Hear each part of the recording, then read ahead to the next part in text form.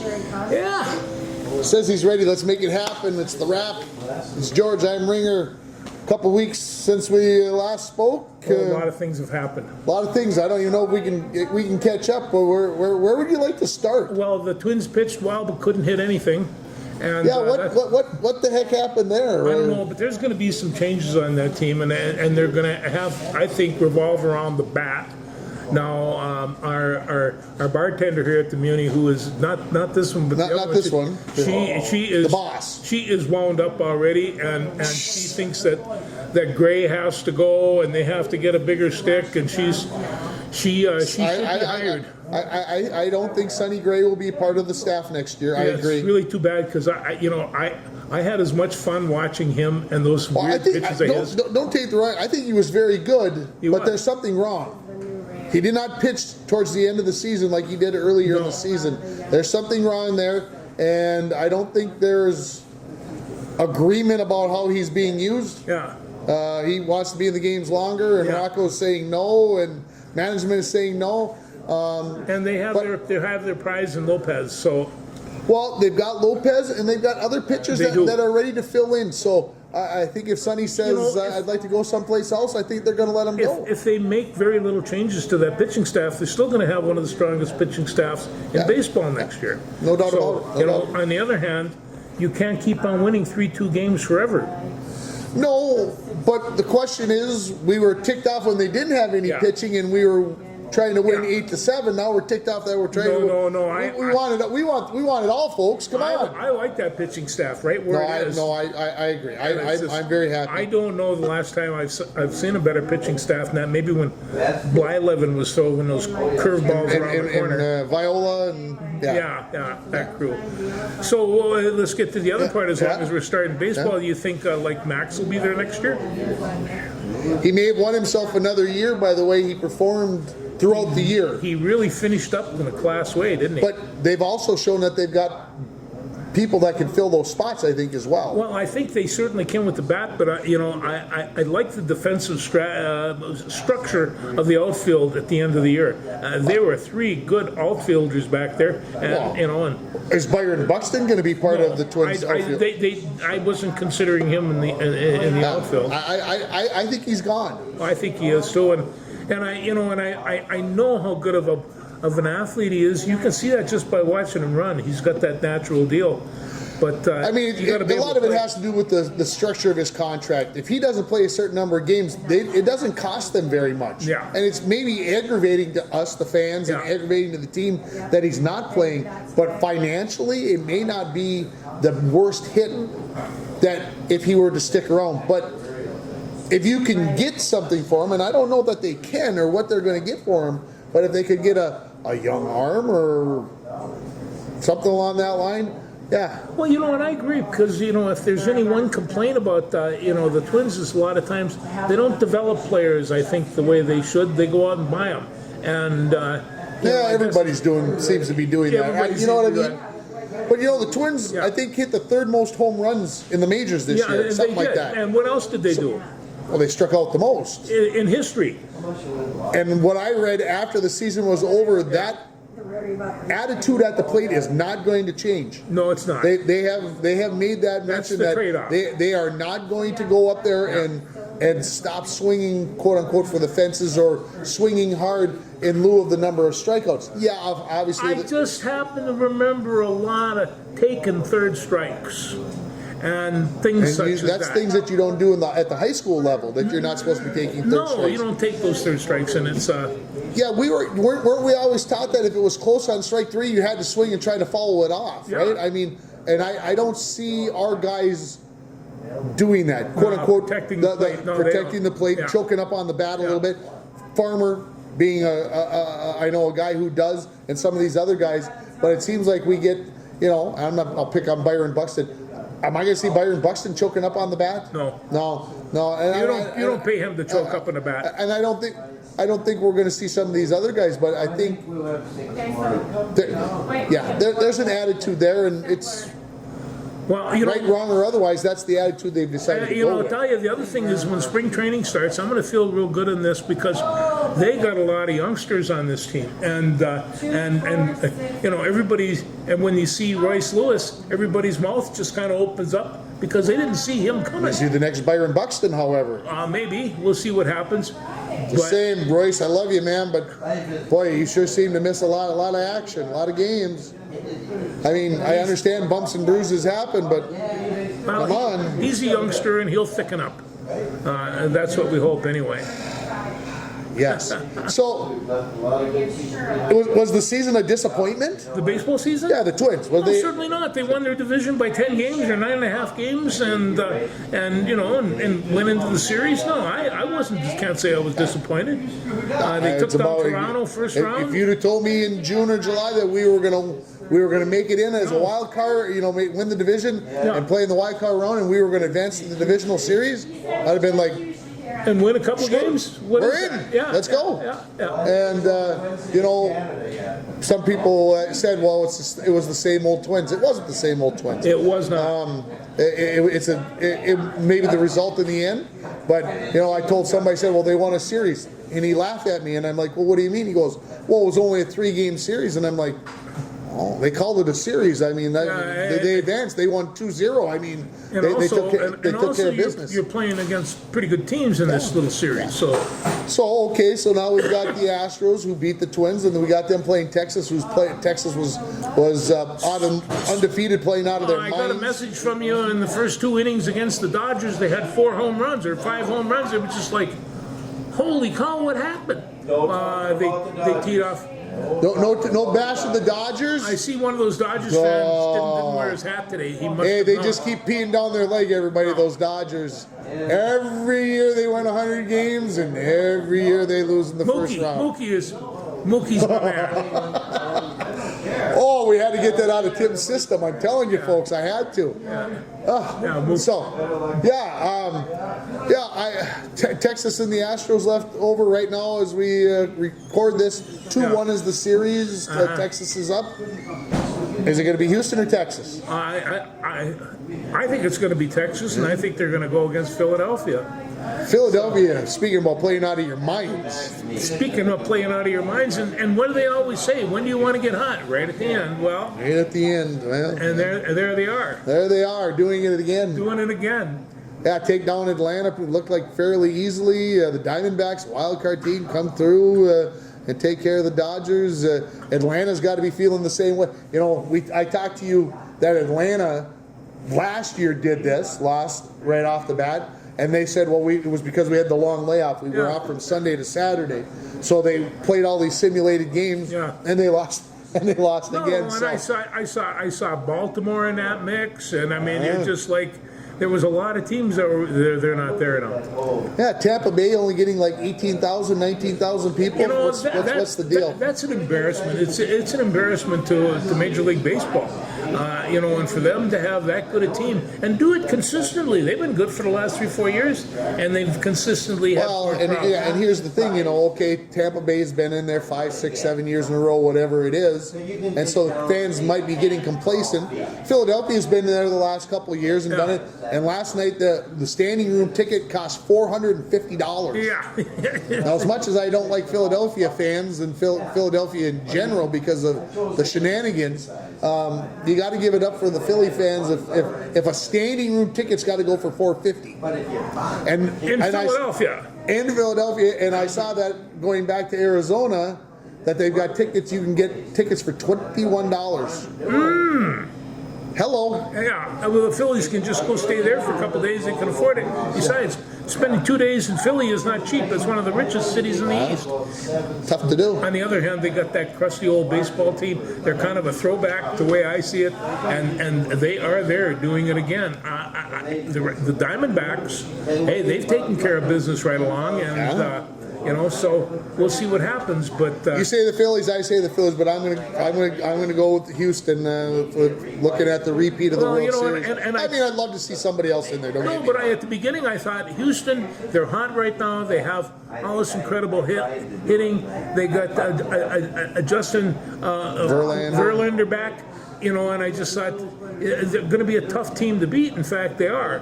They're a tough team, but then Texas started swatting the hide off the ball, and swat they did. Yeah. So a tough team to beat. Tough team Well, to beat. it is October 19th today, and we're not even close to the World Series starting yet. So, But the baseball, in case you haven't noticed, is very good. it is. I can't believe this is 2 consecutive shows that we have started not with football in October. Bad Tim and George. Bad Tim and George. Well, let's get on that then. Let's So get back to football. Let's start with the Vikes. let's do the Vikes. I didn't watch a play again this past week Oh yeah, against the Bears. They took on the worst the worst team in the league and soundly mediocrely beat them. But you know, I tell you what, I think Flores' defense is taking hold. Getting better. Getting better. I think even the offensive line seems to be improving. The fact of it is that we don't know who's going to be running and who's going to be doing what. I like the fact that Cam Akers is playing. He goes hard and can catch the ball out of the backfield, which I really like. And so we'll see if they can start hooking up. The boo calls for a quarterback is just everybody wants him gone, and the only thing I can say is okay. What is And replace him with what? You know, because you just Tanner Morgan? Yeah, Tanner. Hello? Tanner didn't work out. After Kelly McManus? San Francisco is finding out right now that Brock Purdy doesn't have all the equipment they would like to see. And so I am actually, if I take a look at the Vikings, I'm giving them a 50-50 flip against San Francisco. Wow. Pontoon Tom, are you listening to that? Yeah. Did you just hear that, Pontoon Tom? Yeah. 50-50 on Monday night against your Niners, against our Vikings. Come on. On the other hand, I watched Nick Bosa play. Oh boy. You know, I love defensive linemen that take control. He's a take control defensive lineman. Is he fun to watch? To imagine he and his brother, how many brothers did they have in that bunch? I think it was 3. 3? So somebody had to feed them at the same table. You know, and it's just like they're huge and they're hungry. I can tell. But Nick Bosa is as much fun to watch play defense as Donald or any of the rest of them. But hey, they're going to have to watch him. They're going to have to double team him. You have to double team him every play. Yeah, it's going to be an interesting task. Of course, you know, the whole Kirk Cousins Monday night jinx, can't win on the big game, can't win in prime time. We're going to hear all about it all weekend. I'm going to be having to punch people in their heads because he just got, Anyway, it'll be fun. It'll be an interesting game Monday night. We'll see how it all pans out with that. San Francisco did lose last week. They did. Philadelphia lost last week. That means there's the San undefeated Francisco game, I caught the last quarter, and it was a pretty good game. And, you know, with the Commodores, right? I thought it was Cleveland. Cleveland. Oh, yeah, Cleveland, So Brownies. And then, or no, it was Cleveland. Right, and then who beat Philadelphia? Come on, Tim. Anyway, so it was like I said, an interesting weekend in the NFL, and they always all are going to be. And Tua takes on Jalen Hurts. Yeah. Miami versus New England, or Miami versus Philadelphia. Of all these scores, I mean, the Vikings. You don't think the NFL is doing all that? You don't think they? I do, and it's just like, you know, every game is a field goal or a touchdown away. There's just not a whole bunch of them. Miami's exception. Yeah, that 70-20 game over Denver. Yeah, you're right. There hasn't been the 40-0 Dallas over the Giants or whatever it was first week. So I mean, there's been the occasional, but like I said, the NFL's got to be loving it. The people got to stay and keep watching. They're going to keep watching, and I tell you right now, the NFL Central or NFC North is. That's really a pretty good division outside of Chicago, and I also I'm watching Fields for Chicago play quarterback, and I start thinking, I've been watching this kid play quarterback, and I've always liked his style, the fact he could run, he could do all the rest of that stuff. I'm starting to think, I like traditional quarterbacks that last a lot longer. They don't throw away so many interceptions. Yeah. And you just can't run like that for a long time. You can't Wear do it and that tear. way. It's there. Those linebackers will just hit you really hard. They can hit you really hard. And so, I'm starting to take a look at maybe he doesn't have the skills that it takes for an NFL quarterback. But we'll see what happens. Chicago's a team with a lot of issues, and they'll straighten it out. The Bears, they'll be back. Anything else NFL-wise? Let's see got here. your fancy? No, I guess not. Everything's kind of just chugging along. I said every team's beating everybody else by a field goal, so we'll see what happens. Can the Vikes or the Packers catch the Lions? And I mean, I'm saying this in week 7. No, we got to go through week 18. No, I think it can be done. The fact of it is, the Lions are playing really good football right now, and they are around my friend Frank Ragnow. They're developing a pretty nice offensive line. They got a good quarterback. We forgot about Goff a long time ago, and he is a Super Bowl champion, Super Bowl winner. And so, you take a look at that and you just think, who's to say what they can come up with? It's a very good team. You're going to have to beat them. We knew that last year.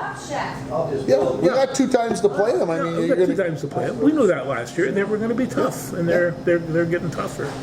I'm not sure about the Pack. I can't wait to see that game. No Gopher football last week. Was that a good thing or a bad thing? It was a very good thing, and they needed it big time. For one thing, they got to get their running back, and hopefully get Lindbergh, the linebacker, back. So the defense, outside the defensive line, and the defensive line wasn't that good against Michigan. It didn't exist. Offensively, they're going to have to make some adjustments there. That's all the bad news. The good news is, they're playing in a lousy division, and if they can beat Iowa this week, I mean, they could squirm this out and win it. Sure. And you're telling me that somebody said they're one of the top 5 disappointments in all of college football? Well, that was up to this weekend.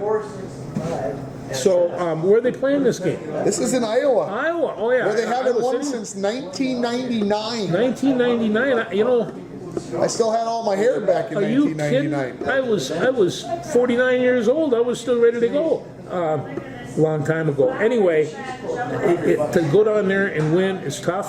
We talked about that a couple years ago when they had a team that we thought could go down there and win. Do that. And we thought last year in Minneapolis we had a team that could beat them. And we did. And we should have, but we didn't. No, that's the bad news. We've lost 8 in a row to those filthy Hawkeyes. I went on such a deep freeze. I added on 6 more months to my life, but it was anyway. I'm not sure. You know what? I think you're right. That this wave the paddle around is working out this year, and I'm afraid if they only win 5. Well, it helps if you've got talent when you're waving that paddle around. You just shouldn't go wave your paddle around. You're right, and I hope that they're able to come up with something this weekend. I don't know what it is.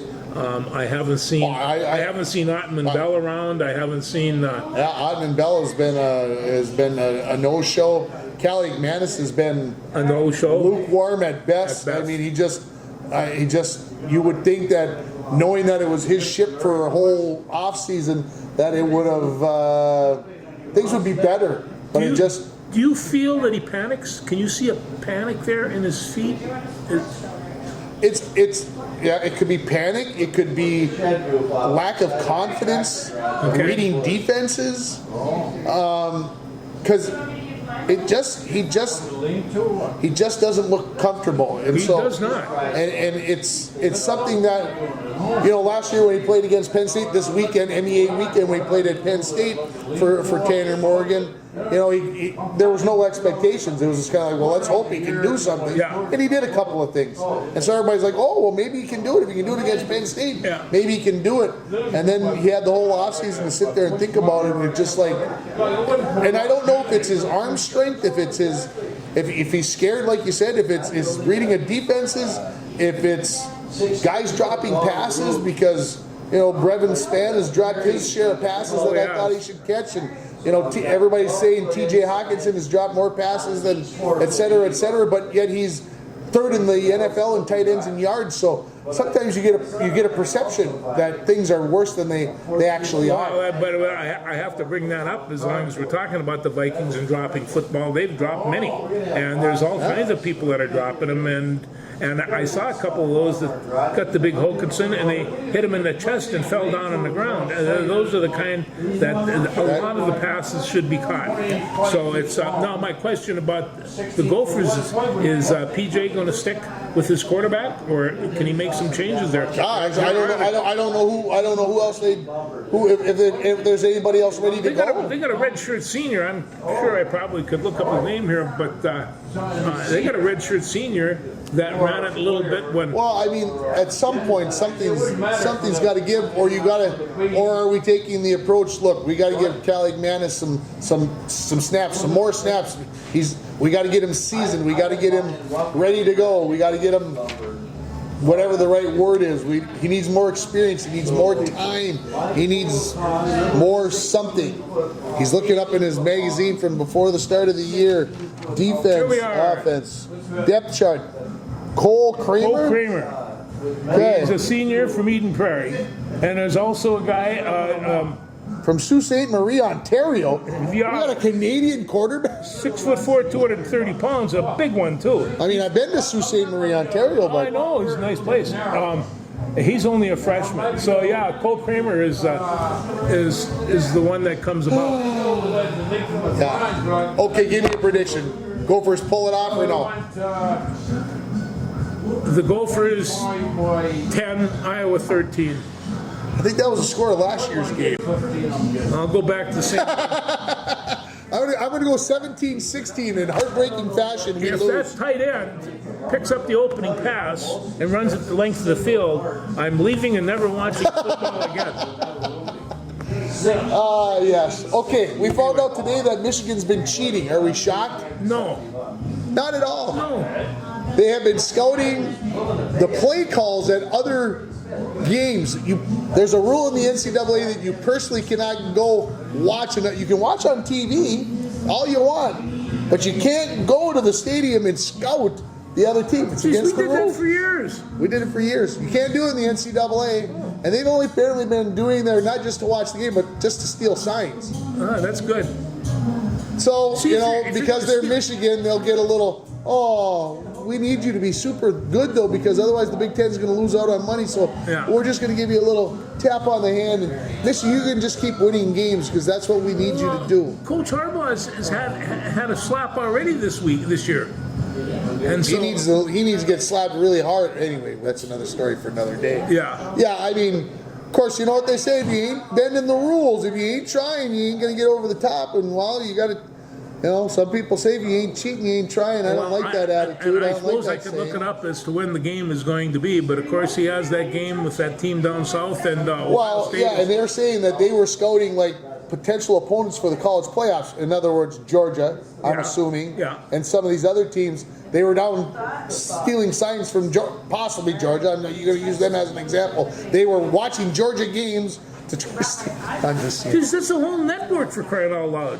I haven't seen spies like that since World War II. Unbelievable. I like a good spy story, don't you? Georgia stays #1, but they don't look like a #1 team. No, they look real flat. Like they're going to run into a team somewhere along the line that's going to whoop them right upside the head. But they just keep winning. They do keep winning. They just keep winning. So, but it's like I saw Texas here not too long ago. I saw Oklahoma. And Oklahoma beat them.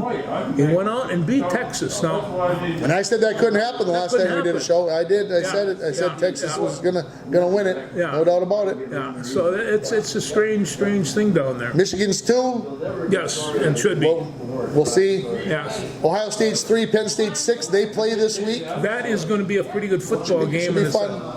I will be watching that one. It's a whiteout or a blueout or a Something. bum Yeah. out. Yeah. Notre Dame beats USC last week.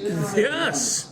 I was actually kind of surprised by this. USC is they haven't performed since Colorado, and they didn't perform that well against Colorado.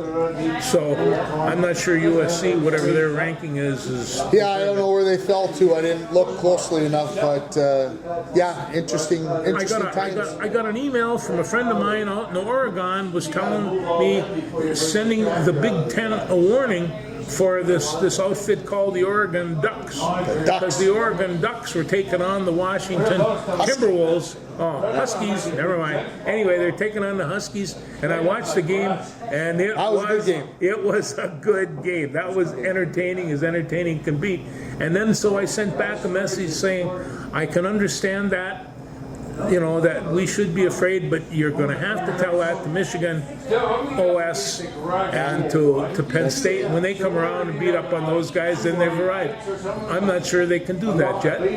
But yeah, it's interesting. I mean, we're going to go down the rabbit hole. Sure. Okay, because we're into the analytics, right? We agree that analytics are part of the deal. Oh yeah, they are. Okay, that's for sure. All of a sudden now, everybody's telling me that the analytics tell you that if you've got 4th and 1 inside the 20, you have to go for it, because the analytics say the possibility that team is going to drive 80 plus yards down and score a touchdown or a field goal is remote. So you might as well, instead of kicking the field goal and pinning them back inside the 20-yard line, that you should forego the point possibility and possibly just give them the ball. And I can't buy that, George. I cannot stand watching these teams, college football teams who have decent field goal kickers inside the 20-yard line, and you've got 4th and 2, and you're saying, yeah, we're going to roll the dice, we're going to go for it. Matter of fact, I don't even like the NFL teams doing it, because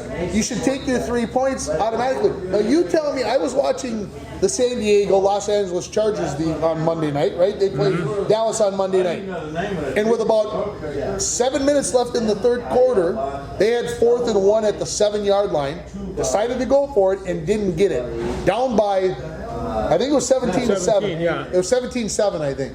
And then 5 or 6 minutes later, they get the ball all the way back down, and they get like 4th and 2 or 3. It wasn't much more, but it was a little bit more, but it wasn't much more. Like at the 15-yard line, and they kicked the field goal. And I'm going, now what in the heck changed in this game that 5 or 6 minutes ago you decided you had to go for it, and now you're going to kick the field goal? Because the score was exactly the same. It was just 5 or 6 minutes later, and now you're telling me that this is the analytics changed? No, but the guys up in the roof all of a sudden said this, and the coach says we're not doing that anymore, and it was kind of an immediate reaction. That being said, I am an analytical type guy, and if I've got a 6'3", 240-pound, really big fullback, running back, yeah, I'm probably going to go for it if the score is right. If the score is 24-21, no, I'm going to tie that sucker up. And I understand having a feel. Coaches have feels that, hey, we can make this play will work, or this play will work. I get it, but I don't understand. I don't know. I just... Coach Milosky always says you never go for it outside the 45-yard line. And if you go for it, outside the 45-yard line, you're trying to lose the game. So I always kind of agreed with that. And you kick, you punch, you do whatever it is you have to do. Anytime you got to make a score. Football is a game of war, of ground, of land, of field position. Certainly. And so, in the NFL, if you take your 3 points inside the 10-yard line and you kick off, and you give them the ball at the 25-yard line, because that's mostly what happens, that's only an 18-yard, 15, 17-yard difference, and you got 3 points. And you got 3 points. Rather than 0, and somebody might say, well, you could get 7.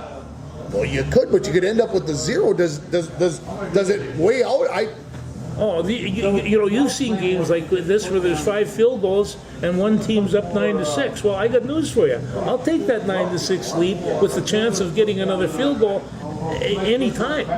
And so if you turn it into a game of field goals, that's good. By the way, I noticed the Bronco kicker did real well the other night. 3 extra points last night. Right down the center Rooney, too.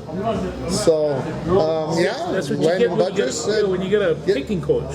They've got a kicking coach. Norm Nelson is his name. And so I know he's been working with the boys, and the kickoffs are getting better, and the extra points are there. So, Bronco football ends up 5-3 here in the regular season, get the number 6 seed. Now, hear me out on this.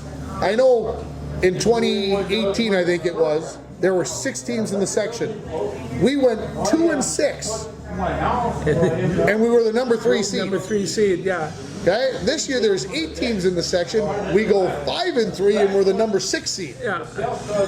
Sometimes things don't add up. They don't really figure don't. out. But the Broncos end the regular season 5-3, and we'll be going to Mesabi East on Tuesday to play the Giants. A game that was played up here from the regular season, a 20-14 win for the Giants. So we'll see if the Broncos can break in there and upset the number 3 seed. Oh, it'd sure be nice. I know that for the principal up there, Mr. Melstrom, he used to be from International Falls, but we had to throw him out. Wow, how does that make you feel, Melly? You used to be from. We had to excuse him. So, volleyball team looks like they'll be the number 2 seed. They'll have a couple of home games next week. And we won't even talk about Gopher volleyball, because that'll just... Oh, you want to bring tears to my wife's eyes. Wow, was that disappointing. If you want to talk about a disappointing team, they started out this and they were going to be up there with the national top 10, and they went down and got beat up by everybody and everybody. I don't want to blame one player, but Taylor Landfair last year was an aminal. Yeah. And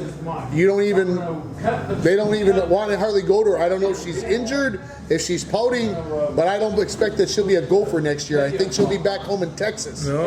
That's what I'm expecting. That's what my gut tells me on the inside, that she won't be here. She's not happy. And I don't think that's why she's playing the way she is. I don't think she's happy. Anyway, the Bronco volleyball team. Congratulations to Abby Hutchinson, IRC champion in cross country for the girls. All right. Nice job, Abby. That's not that easy to do. It's not. The IRC's got an awful lot of good runners up here, and I was talking to Ostrud, and the Ely's got good runners, and they always did over in the East Range. And you pick them up the rest. It's I think it's the girls run away from those Ranger boys, but they're good. They're fast. They're fast. Yeah. So congratulations there. And then sections for the cross country team is on Thursday. Where's that at? That is at Eagles Ridge Golf Course in Coleraine. Ooh. So that'll be Thursday. So we'll see who's going to get Abby. Of course, good chance to make it to state again. Should be repeat where she went last year. So hopefully, what is she this year? Junior? She's senior. Senior this year. Senior this year. So, and the swimming team, they just keep winning. They got their final dual meet at Mesabi East on Tuesday. So, if you're a true Bronco fan, you would drive down and watch the first part of the meet, the swim meet, and then get out for the football game at 6 o'clock, or watch the whole swimming and diving meet, and then go watch the football game. Anyway, football game starts at 6. This is going to be considered one of the best swim teams we've had in a while. Yeah, I think if I remember looking right, their dual record right now is 6-1. Well, that's not bad. So that's not too shabby. No. So things going on there. I don't know if they'll get anybody to state. They're on the edge. So we'll see. We'll see what happens. Good. That section is November 9th and 11th. So we got baseball. What about the Wild? The Wild is kind of wild. The Toronto stomped them, and then they coming back to beat Montreal. It's I think those teams are at opposite ends of the spectrum. Yeah. So Fury yeah, played at Montreal, and yeah, they kept him for the home kept in him front for of the the home home. fans, and Yeah. I think he had about 50 people. I saw a picture on Twitter with all the people that were there for him, and he was standing in the middle with his t-shirt and his shorts on, just soaked. Yeah. So he'd gotten out there, but yeah, he played out of his mind. yeah, well, you know, that's what happens when you get a little pressure on you, like your family's watching. Yeah. Austin Matthews, a pair of hat tricks to start the season. Well, yeah. Not too shabby. No. They got some injuries that they have to work on there. Mr. Boldy is Matt Boldy out week to week, not even day to day. He's week to week. Oh, that can't be good. And no Jared Spurgeon yet. And yeah, and Kirill Kaprizov looks pedestrian. That's the way I'm going to put it. He looks, well, and I know he's getting focused, but he's got to do better. Well, he does. He has to do better. But you remember last year at the beginning of the year, he wasn't scoring, and you said, is this a concern of yours? And then I says, no. Well, how did he do in scoring last year? He did okay. He did okay. He did So okay. it's, I know, it's only 3 games. and of I'm course not we pushing said the that panic about button. Max. We were going to send Max to the glue factory. Yes, we were. And we can't do We that. might not, still because- may have to. I don't know. I don't know. Timberwolves get their season started probably before we talk to you. We got a better team than we thought. We do? Yeah, we got a better team than we thought. I watched. I was interesting. We were playing a team, I believe, from Israel the other day at Target Center, and we sat our entire starting 5 and our entire second 5. No, they couldn't play. This was for. No, it wouldn't have been fair. So anyway, yeah. So the NBA season gets started on Tuesday. Yeah. And I think the Wolves start Thursday, Wednesday or Thursday. I really think that we're going to be surprised at how good the Wolves are. I hope he's right, folks. People's I hope going to be he's right. pulling this together, and you know, you don't have to have a 7'5" center, but if you're 6'10", 6'11", 6'9", front, you're doing all right. You can, especially if you can all shoot, which they can. So they're. Let's hope they can all make it coexist. We'll see what happens. Maybe next show, maybe we'll have our NHL picks for who's going to win the Stanley Cup and who's going to win the NBA title. Boy, I'll tell you, you are shooting down the line when you're picking those two. That's Yeah. a long ways away, but we'll see what happens. Don't forget, Saturday the 28th, Bulldogs versus Beaver football.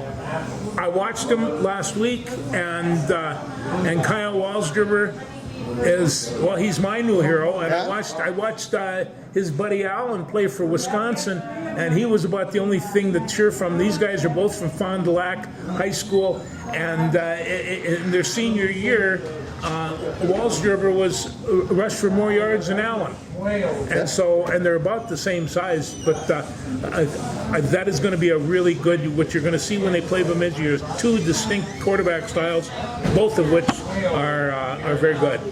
Bulldog hockey, 2 ties and a win. Got 2 shootout wins to add on to that, but they scored 8 goals last week. Holy, when's that going to happen again? I think at Bemidji State this Friday and Saturday, home and home. Yeah, I the think that's Bulldogs, going on. and then So they play at UMD on Friday and Bemidji Saturday. Correct. So are you going to see any? I will see neither one.